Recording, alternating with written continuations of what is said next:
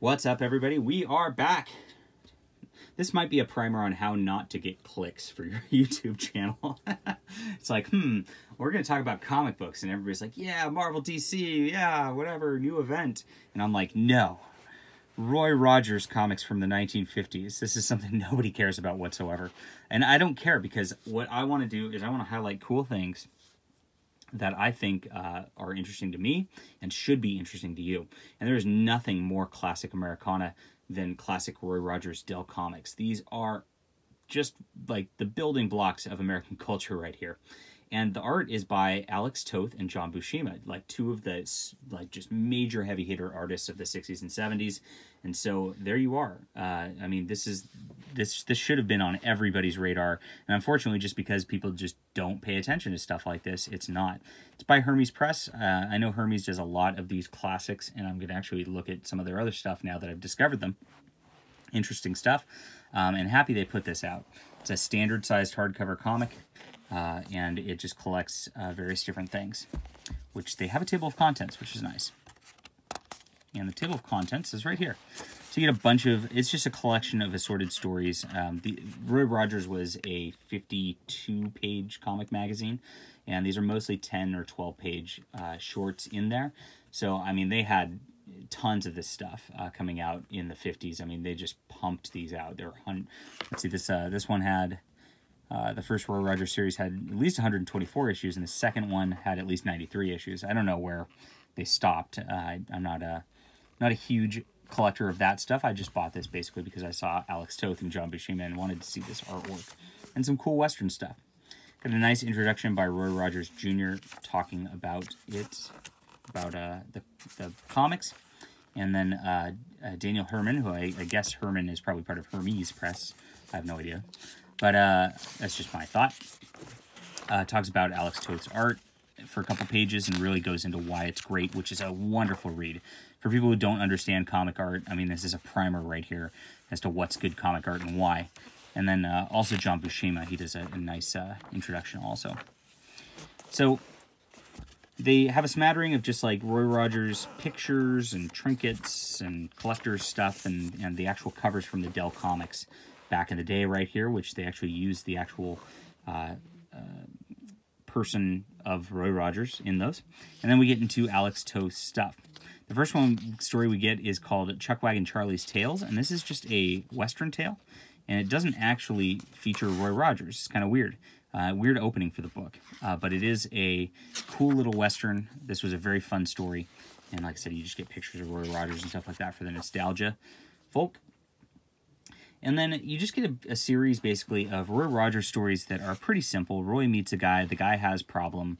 Roy uncovers a mystery, deals with the problem by swinging his fists. Very, very Western, very cool. The Alex Toth storytelling is just out of control good, and I just plowed through this very quickly. And I gotta say, I love at the end of the stories here, the Dell trademark, a pledge to parents. I wish comics would have this for these days, because then I could know what to give my kids or not. The Dell trademark is, and always has been, a positive guarantee that this comic magazine bearing it contains only clean and wholesome entertainment. Yay! The Dell code eliminates entirely, rather than regulates, objectionable material. Eliminates entirely. Love it so much. That's why when your child buys a Dell comic, you can be sure it contains only good comic, or good fun. Dell comics are good comics, is our only credo and constant goal. Pretty sweet. Love it right there. But you see just some of the wonderful Alex Toth artwork and storytelling here. I mean, he just like is the master of all this. And I just love watching all this. So Roy Rogers has a couple sidekicks. One is his horse. His horse is named Trigger. And his dog is named Bullet. And he uses his horse, to scare off villains, and he uses his dogs to track things. It's a very, very fun little setup.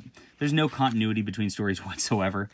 There's a couple sheriffs who get named a couple times throughout here, but I mean, it's really interesting. They don't go into setting too much. You don't really know what city they're in or town they're in a lot of the time. Can't even tell what year they're in a lot of the time.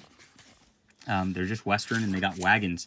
And it actually threw me out of the book at one point, which I'll get to, because you get this like these Western horse chases and all this all the time. Just fun stuff. Beautiful Alex Toth art as I'm going through this. And then it gets kind of interesting a little later. And so this all stays here. And I think it's when it switches to a different comic, because there's 2 different comics. There's Roy Rogers and Trigger, and then it becomes Roy Rogers, King of the Cowboys, is once we get into this. And once we get into Roy Rogers, King of the Cowboys, it really changes tone. So we get these like really neat westerns, lots of cattle thieves and gold mine claim jumpers, and you know, just classic stuff you'd really enjoy. This is one of the best ones right here, actually. The Rebel Rider, where Roy Rogers gets framed as a villain himself. You can get the cool fan club stuff. So we got the official fan club card and watch and buttons. Maybe I should make a John Delarose fan club buttons. Okay, so here we go. We get into the King of the Cowboys, and suddenly there's a huge shift, and there's airplanes now and trucks, and it's like, what?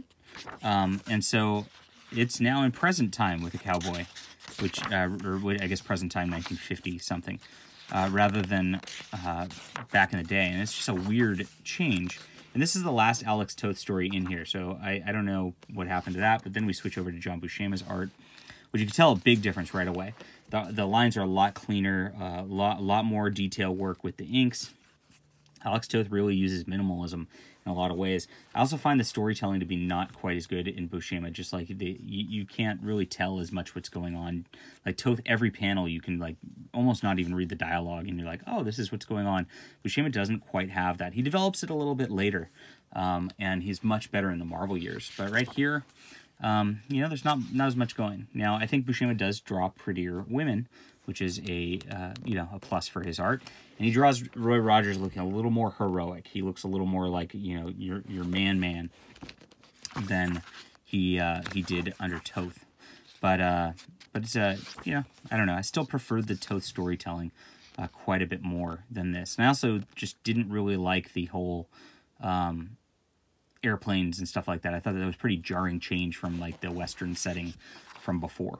So like this whole, see, you've got a saloon with batwing doors and people talking about stuff, and then suddenly there's a car. It's like, huh? It just doesn't fit to me. So yeah, these stories got a little more complicated under Buscema also. I'd say that they had more complex stories than in the first one. We got a missing scout troop that he's going off for. Look at this beautiful scenery with this valley contained within walls. Very interesting stuff.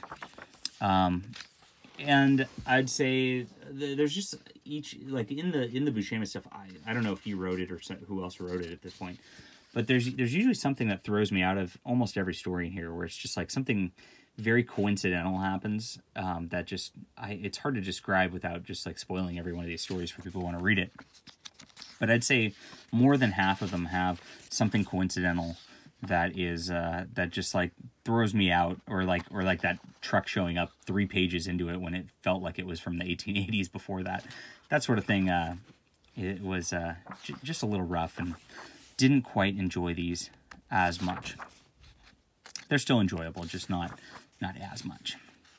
And this was a nice one where he's chasing down a claim with this woman. It's pretty cool.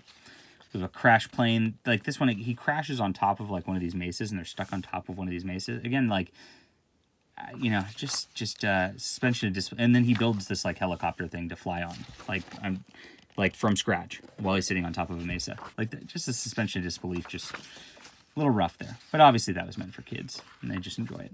So, okay.